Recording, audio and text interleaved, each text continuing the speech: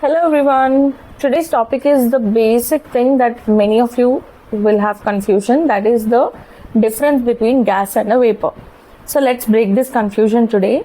So a gas is a substance that exists as a gas at room temperature.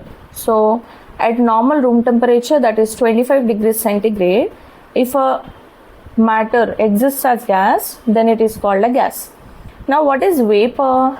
Vapor is something which is usually a liquid or a solid at room temperature, but upon heating or boiling converts into a vapor form or the gaseous form.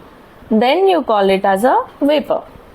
For example, in the nature you have many gases like oxygen, nitrogen, argon, krypton, xenon. Then you have fluorine, chlorine, etc. All these are various natural gases.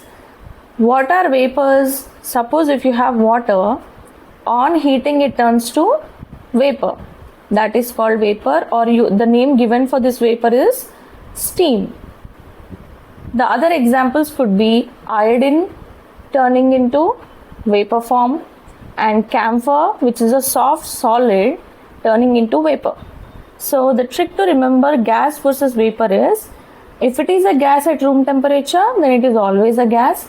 If it is some liquid or solid converted into vapor, then it is a vapor.